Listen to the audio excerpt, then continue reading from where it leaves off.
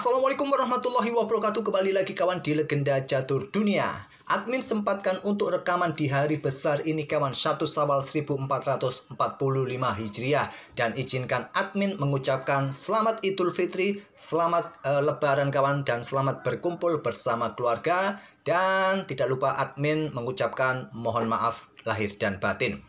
Maafkan jika ada kata-kata dari admin selama ini yang mungkin menyinggung kalian kawan, ataupun juga komen-komen kalian yang tidak direspon oleh admin, atau bahkan saran-saran kalian yang tidak dihiraukan oleh admin. Sekali lagi, admin sebagai manusia biasa mempunyai segala keterbatasan kawan, tidak bisa memuaskan semua penonton di channel kami ini.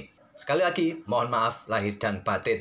Dan tentu saja untuk video kali ini, untuk menemani waktu istirahat kalian, mungkin kawan-kawan dari mulai sholat id tadi, terus keliling ke sanak saudara, ke tetangga. Nah, mungkin sekarang mulai istirahat siang kawan, dan nikmatilah game-game di babak kelima dari kandidat turnamen 2024. Setelah hari jeda melanjutkan game kelima kandidat kawan, untuk kategori opennya, ada dua partai yang berakhir menang kalah.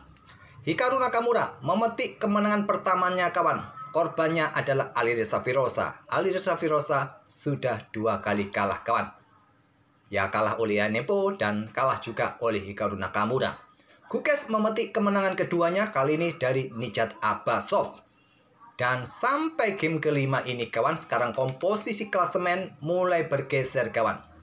Gukes bersama Yane Punyachi memimpin turnamen ini sementara dengan perolehan 3,5 poin, hasil 2 kali kemenangan, 3 kali remis.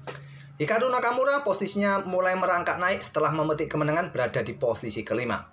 Alireza terpuruk bersama Nijat Abbasov kawan, 2 kali kalah dan hanya 3 kali remis. Untuk kandidat woman-nya semua partai berakhir remis kawan, jadi saya tak perlu menyampaikan infonya. Tentu klasemen masih ada Tan Zhongyi di situ bersama Goria Kina. Oke, tentu saja game yang akan kita ulas ini untuk menemani waktu istirahat kalian adalah permainan Alireza versus Hikaru Nakamura pada game kelima. Langsung ide permainan mereka adalah pembukaan Italia, pion E4, pion E5, kuda F3, kuda C6, dan gajah C4, kemudian kuda F6, pertahanan 2 kuda. Mungkin kalian menyukai dengan kuda G5 Fred Liver Attack, tapi jarang sekali putih melanjutkan untuk bermain dengan Fred Liver Attack di event sebesar kandidat ini kawan. Berlanjut dengan pion D3, gajah C5, berlanjut ke Gyujo Pianissimo kawan. Dan di sini ada pion C3, langkah-langkah utama semua di sini. Nah, ini baru langkah sampingan dari Hikaru Nakamura. Pilihan kelima atau keempat kawan dengan pion H6 di sini. Langkah utamanya setelah pion C3 dari putih, kebanyakan pion D6 kawan. 6.000 game bermain dengan pion D6, 3.000-an game bermain dengan pion A6. Dan 2.500 game bermain dengan langkah rokade. Nah, pion H6 merupakan pilihan keempat kawan dari Hikaru Nakamura. Hanya sekitar 170-an game di sini. Tentu bisa saja beberapa langkah berikutnya nanti diagramnya mirip kawan, walaupun urutan berbeda bisa terjadi. Tapi sekali lagi, urutan berbeda, konsekuensi dan juga respon bisa juga berbeda. Nah, setelah pion H6 paling banyak memainkan dengan langkah rokade amankan raja atau pion B4. Nah, ini dimanfaatkan betul oleh Alireza, langsung menyerang sisi menteri dengan pion B4. Nah, biasanya kalau bermain dengan Italia kawan, ya tentu gajah-gajah ini merupakan senjata utama, baik putih ataupun hitam. Gajah biasanya akan ditempatkan ditarik mundur ke petak B6, petak yang cukup lazim bagi gajah sniper kawan, tapi Nakamura memilih ke petak E7 pilihan kedua. Dan di sini rokade merupakan pilihan utamanya atau menteri naik ke petak B3. Alireza memilih menteri ke petak B3, langsung ancam pion. Rokade, amankan pion sekaligus. Nah, sekarang pion A4 mulai menyisir dari tadi. Alireza menunjukkan inisiatif, agresivitasnya kawan di sisi menteri. Dorong pion untuk mendapatkan ruang sisi menteri. Pion D6. Masih rokade. Saran utama kawan di sini memilih dengan pengembangan kuda B ke D2. Ada juga yang memainkan pion H3 dan langkah kuda B ke D2 ini juga salah satu saran dari Stockfish. ataupun juga rokade kawan, atau bahkan menteri ke petak C2. Ini juga saran dari Stockfish. Kuda B ke D2 ini merupakan ide baru, langkah baru kawan di langkah ke-9 putih. Mungkin di database yang lain ada saja langkah-langkah yang lain, tapi di database-nya chess.com ini merupakan langkah baru. Oke, lanjut kawan. Kuda B8. Lagi-lagi kawan, Nakamura membuat langkah-langkah yang tidak biasa. Kita ulangi lagi kawan. Pion H6. Langkah yang tidak umum pertama dimainkan oleh Nakamura yang merupakan langkah nomor 4 populer di posisi ini dengan pion H6 tadi, dan beberapa langkah berikutnya ada serangan pion B4. Gajah tidak lazim ditempatkan di peta E7, harusnya menjadi sniper yang paling banyak kawan. Kemudian beberapa langkah berikutnya artinya saat kuda B berkembang ke D2, kuda ditarik ke kandang. Idenya kawan, pion C akan didorong diikuti dengan pion D, akan bongkar petak pusat. Nah, di live streaming dari Hikaru Nakamura kawan, langkah kuda kembali ke kandang. Banyak sekali analisis menyatakan bahwa langkah seperti ini kawan merupakan langkah yang ya kalau dibilang menyalahi prinsip dasar pembukaan mungkin. Tapi sekali lagi kawan, catur bukan hanya langkah-langkah hafalan ataupun langkah-langkah teoritis kawan, tapi catur adalah permainan perang ide. Ide Nakamura dengan langkah kuda mundur kembali ke kandang.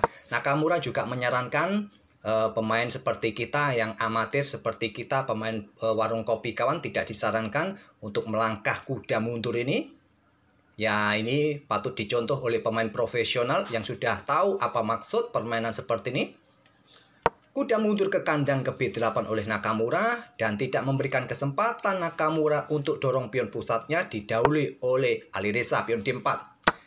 Pion E pukul pion D4, pion C ambil balik pion D4, pion A5. Sekarang gantian. Sekarang Nakamura menunjukkan agresivitasnya kawan untuk keluarkan bentengnya menantang pertukaran. Ditolak dengan pion E5. Menantang pertukaran pion pusat, ditolak kuda lari ke petak H5. Harapan diterima seperti ini kawan, maka kuda dari Alireza akan mempunyai pos yang sangat bagus di center ini. Oleh karena itu ditolak, lari ke petak H5 dan pion B5. Menolak pertukaran untuk mendapatkan ruang untuk menghentikan kuda ini mencoba keluar kembali atau menghadang pergerakan pion C. Di sini kuda ke F4 menyerang pion dan Stockfish menyarankan rokade kawan, tapi memilih dengan pion G3. Nakamura tidak mencoba tarik mundur kuda, memilih korbankan pion pusatnya ke D5, bertujuan agar tidak ada gangguan kawan di diagonal terang ini. Ditolak dipertahankan gajah mundur ke F1. Ya, kalau diterima dengan pion G ambil kuda F4 semacam ini, memang mendapatkan keuntungan satu pion, tapi coba lihat struktur pion juga rusak kawan. Jadi mempertahankan gajah mundur ke F1, sekarang kuda lari ke E6. Gajah G2, pion C6. Rokade, lagi-lagi kalau diterima kawan, bisa kalian ambil menggunakan kuda, atau lebih bagus juga menggunakan pion B kawan, untuk bongkar pion putih di center ini. Memilih rokade amankan raja, kuda berkembang ke D7 lanjut Nakamura, gajah B2. Mengembangkan gajah, perkuat posisi pion sentral, dan juga untuk aktivitas kudanya agar leluasa bergerak. Koneksikan dua benteng, mungkin salah satu benteng siap digeser juga ke lajur C nih kawan. Serang lajur C, kita lihat saja. Kuda B6, pion B pukul pion C6, pion B ambil balik pion C6, gajah C3 untuk tekan pion Disney ataupun kontrol petak B4 dari aktivitas gajah kawan. Pion C5, Nakamura ingin bongkar pion putih yang solid ini kawan. Ditolak dengan langkah benteng F ke B1 untuk menyerang kuda. Nah, ada benteng A6. Kemudian di sini pion pukul pion. Kalaupun kalian coba ancam benteng agar tidak perkuat kuda kawan, ya bisa diblokade oleh pion C4. Ini kurang bagus bagi ruang kalian di area pertahanan. Hitam sudah bisa meloloskan pion, ini kurang bagus bagi hitam. Jadi pukul terlebih dahulu kawan, ambil balik oleh gajah. Kalian bisa ambil balik menggunakan kuda untuk ancam menteri kawan, tapi tujuan dari Hikaru Nakamura menggunakan gajah ini agar gajahnya mendapatkan diagonal serang yang bagus, tidak lagi berada di diagonal E7 H4 kawan. Yang terlihat kurang menarik untuk ditempati oleh gajah, jadi menekan pion F2. Menteri H5, tekan benteng, tekan pion yang di sini juga kawan, atau tekan gajah. Di sini ada menteri ke C7. Benteng C1, awas ada serangan X-ray kawan. Kenapa pion ini tidak diambil saja? Ya masalahnya ada menteri ke petak A7 kawan. Pion kalian dalam ancaman juga. Mendapatkan banyak tekanan.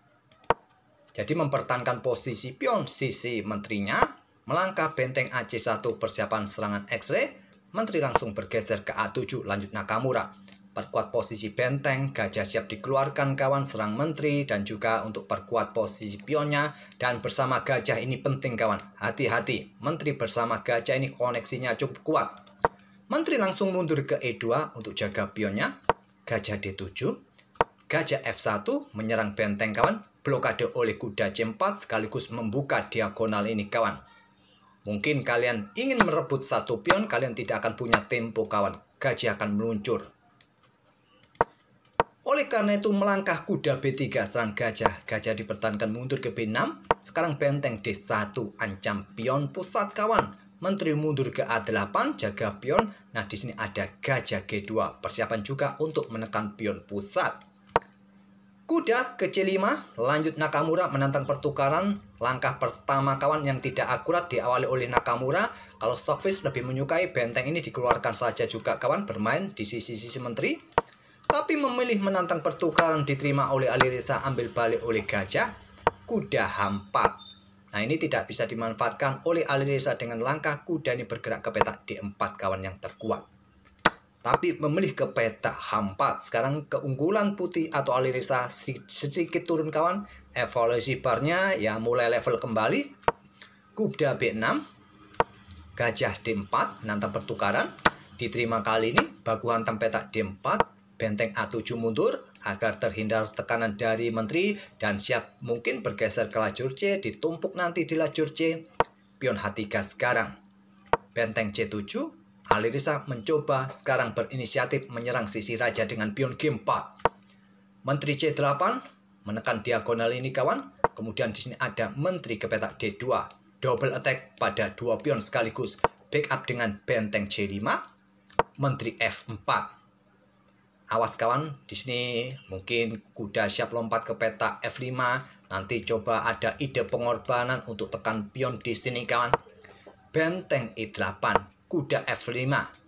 Ide pengorbanan siap diluncurkan. Pion didorong nanti kawan. Benteng akan mengikutinya nanti. Kita lihat saja, langsung tidak diberikan kesempatan oleh Nakamura. Ambil menggunakan gajah dan ambil balik menggunakan pion G. Kalau menggunakan menteri, kemungkinan akan terjadi pertukaran menteri langsung. Ambil balik menggunakan pion G, berharap dengan dua pionnya ada satu yang bisa bebas. Menteri C7. Dan di sini ada benteng E1 kawan untuk dukungan pion pusatnya. Nah, kuda ke D7, ancam pion. Dorong pion Alireza, pertukaran menteri terlebih dahulu oleh Nakamura, ambil balik dan kuda F6. Tidak melanjutkan pertukaran semacam ini kawan. Ya intinya putih masih bisa meloloskan satu pion, tapi pion semacam ini ya masih bisa saja nanti di backup kawan. Kuda ke F6, raja siap mendekati area posisi pion putih ini. Kita lihat di sini kawan, kita sudah masuk ke langkah ke-42. Tentu kontrol waktu kedua pemain sudah ditambah kawan. Dan engine menilai permainan ini bisa saja berakhir dengan remis. Berlanjut dengan kuda F6. Benteng D4 untuk menekan pion yang di sini. Lagi-lagi kalau diawali pertukaran pion, ada satu pion bebas kawan. Raja F8 terlebih dahulu. Benteng D2. Ingin bergeser, nanti mungkin menusuk ke baris ke-7 kawan. Baru sekarang pion pukul pion.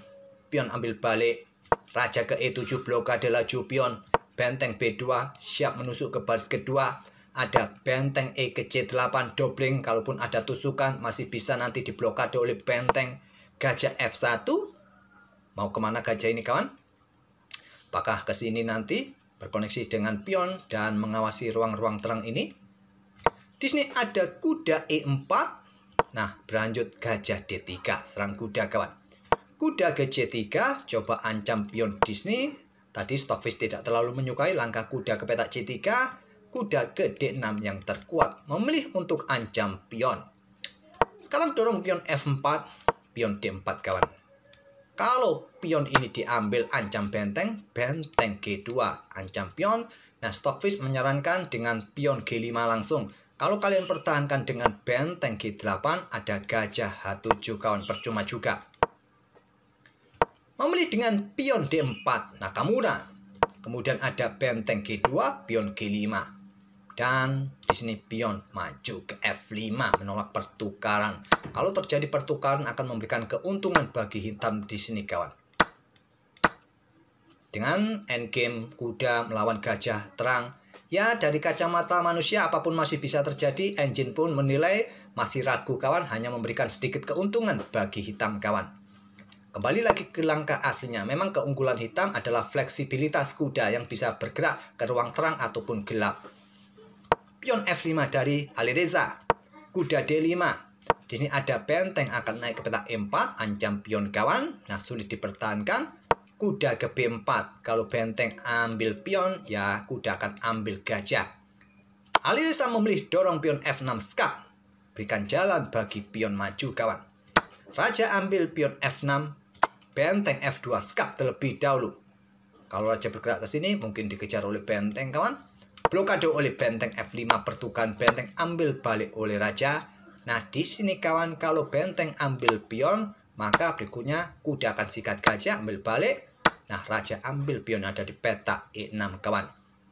Unggul satu pion masih berpotensi menang, tapi endgame semacam ini juga gampang-gampang susah kawan. Level Grandmaster atau Super Grandmaster macam mereka ya bisa saja beragramis. Atau tadi kalau kita melihat evaluasi bar, hitam sedikit unggul, masih punya kesempatan menang. Jika putih slip sedikit saja, hitam bisa menang tadi. Tapi Alireza memilih langkah terbaik kawan dengan pion E7. Merelakan gajahnya disikat oleh kuda. Tapi Nakamura juga kehilangan bentengnya kawan. Kita temui permainan endgame benteng dengan dukungan 2 pion, bukan dukungan. Benteng mendukung 2 pion melawan kuda mendukung 4 pion, tentu dengan dukungan rajanya. Secara kalkulasi, hitung-hitungan di atas papan, ya hitam unggul 2 pion masih punya harapan untuk menang jika benteng mau slip. Ya di sini tidak ada mau slip kawan. Dengan kata lain, kalau Alireza pegang putih, salah melangkah, hitam punya kesempatan menang dengan keunggulan 2 pionnya. Walaupun kuda berat kawan melawan benteng, tapi dengan 2 pionnya, Nakamura masih punya harapan untuk menang. Kuda F4 serang pion, raja ke F1 melepaskan pion kawan, pion D3 terlebih dahulu. Kalau kuda ini ambil kawan, maka benteng A8 temponya ambil pion di sini skak kawan, bisa remis kawan. Nakamura melangkah pion ini segera untuk cepat promosi, dorong langsung maju ke D3. Raja F2 baru kuda ambil pion H3 temponya skak. Ini berbeda kawan. Nah, di sini dorong pion G4. Seumpama kalian backup pion ini dengan kuda kembali, tetap idenya benteng A8.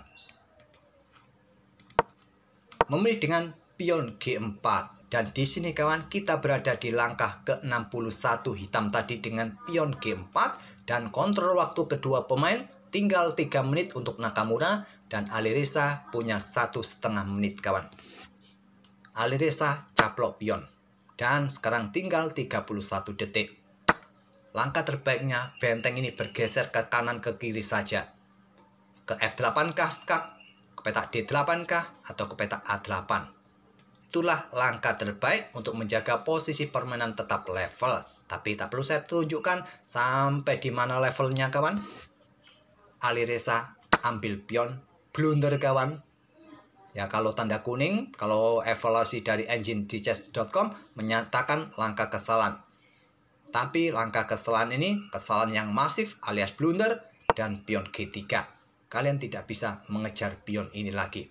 Entah kawan kalkulasi apa yang dipikirkan oleh Alireza menghitung dengan atau selama 1 menit caplok pion kawan. Kenapa tidak dihitung dengan langkah-langkah yang lain memberikan kesempatan pion G ini maju.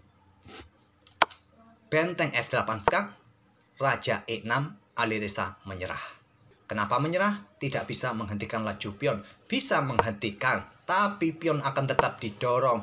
Kalau disikat kawan, skak garbuan, benteng jatuh, putih akan tetap kalah.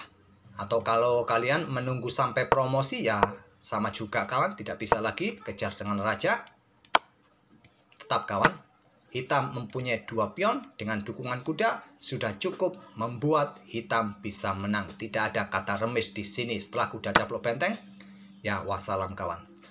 Oke, itulah kawan permainan Hikaru Nakamura, di mana di tahap pembukaannya dia membuat langkah-langkah yang tak biasa kawan. Kita coba ulangi ide dari Hikaru Nakamura untuk membangun pondasi permainannya tadi. Yaitu tadi setelah pion H6 ini kawan, langkah keempat yang populer di posisi ini setelah pion C3. Harusnya ya pion D6 populer, rokade juga langkah populer kawan. Pion H6 dan gajah ditempatkan di petak E7 walaupun bukan langkah baru, tapi memang petak yang tidak biasa bagi gajah. Stockfish juga menyarankan dengan gajah B6 kawan yang terkuat. Pilihan kedua, kalau ingin punya ide seperti Nakamura ya ke petak E7. Tapi ide utamanya di permainan Italia adalah sniper-sniper kawan. Itulah kekuatan permainan Italia, baik putih ataupun hitam. Setelah gajah E7 tadi kawan, nah di sini Nakamura bermain dengan kuda kembali ke kandang. 3 langkah yang tak biasa, ide dari Hikaru Nakamura. Oke, semoga permainan Hikaru Nakamura, kalau kudanya ini kawan mundur ke petak B8, Nakamura sendiri tidak menyarankan bagi kita untuk bermain semacam ini. Kalau langkah gajah ke petak E7 tadi ya masih cukup wajar juga. Tapi langkah kuda ini tidak disarankan juga oleh Nakamura. Oke, terima kasih. Kita akan bertemu di video-video berikutnya. Sekali lagi, selamat Lebaran, selamat Idul Fitri 1445 Hijriah. Mohon maaf lahir dan batin. Kita akan bertemu di video-video berikutnya. Wassalamualaikum warahmatullahi wabarakatuh.